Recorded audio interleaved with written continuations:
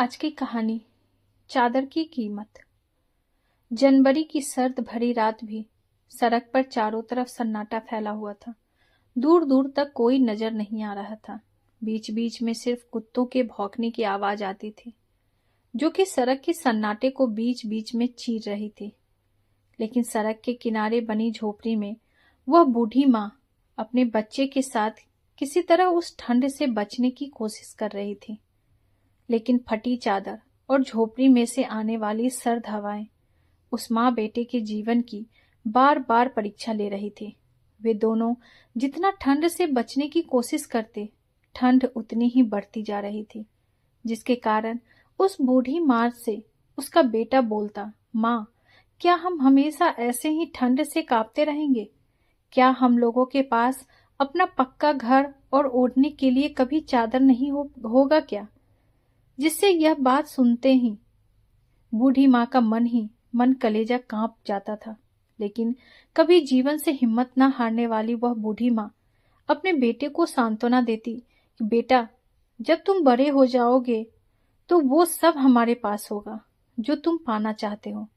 बस तुम अपने पैरों पे खड़ा हो जाओ और फिर तुम इतना कमाना कि चादर की कीमत तुम्हारी कमाई से कम लगे, जिससे आसानी से तुम अपने लिए चादर खरीद सकते हो।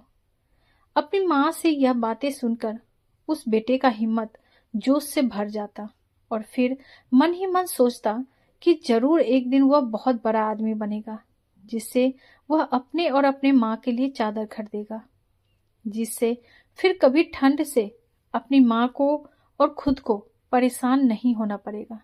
और इसी सपने को पूरा करने के लिए उस बूढ़ी माँ का बेटा अपनी माँ के साथ दिन भर मेहनत मजदूरी करता और मन ही मन सोचता कि एक दिन जरूर उसका सपना पूरा होगा। अपने बेटे के ठंड से परेशान होने की वजह से वो बूढ़ी माँ जहाँ काम करती थी, अगले दिन उस सेठ से जाकर बोली कि मुझे एक चादर खरीदने के लिए कुछ पैसे या कोई चादर दे दे। गरीब बूढ़ी माँ की बातें सुनकर सेठ का हृदय पिघल गया और उसने एक चादर दे दिया।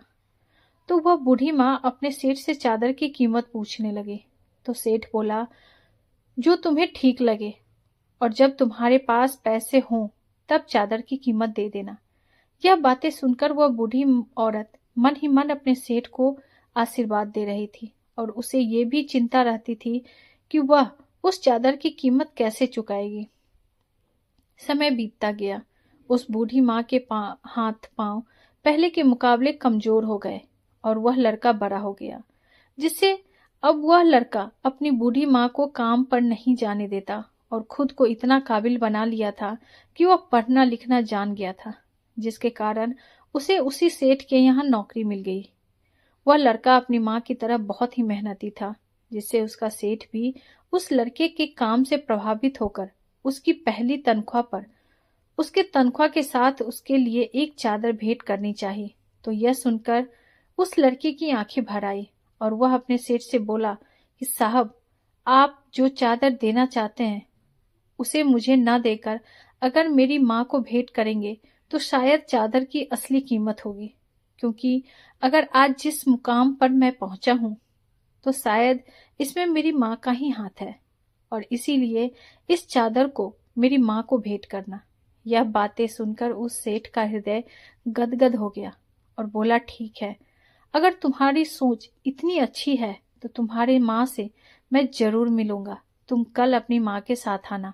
और फिर जब अगले दिन वह बूढ़ी औरत अपने बेटे के साथ उस सेठ के पास गई तो तुरंत उसने अपने सेठ को पहचान लिया और सेठ द्वारा दिए गए पहले चादर की कीमत देने की बात याद आ गई।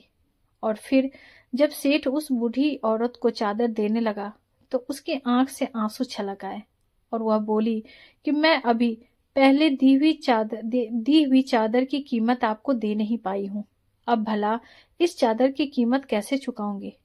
तो यह बातें सुनकर उस बूढ़ी औरत को तुरंत पहचान गया और कहा कि मेरे दिए हुए पहले चादर की कीमत तो मुझे तुम्हारे होनहार बेटे के रूप में मिल गया है, जो कि शायद चादर की कीमत से कहीं ज्यादा है। यह बातें सुनकर उस बूढ़ी माँ की आंखें भर आई और शायद आज पहली बार उसे अपने चादर की कीमत का पता चल गया था, जो कि कहीं ना कहीं उसकी जिंदगी में खुशी लेकर आई थी।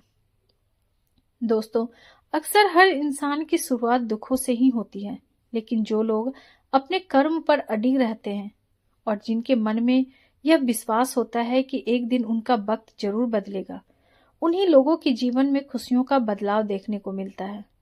शायद जब हम अपने दुखों की हालत में होते हैं तो किसी चीज का वास्तविक मोल पता होता है, लेकिन उस दुख के पलों की कोई कीमत नहीं होती, क्योंकि दुख में किया गया मदद हमेशा सुखों की ही नींव होती है। और जो लोग अपने दुखों से संभल जाते हैं वही लोग सुख के अधिकारी होते हैं। इसीलिए जीवन में चाहे कितनी भी विपत्ति क्यों ना आए, लेकिन कभी भी हमें सच्चे कर्म पथ को नहीं छोड़ना चाहिए। यही हमारे सच्चे कर्म हमारे सुखों की शुरुआत होती है।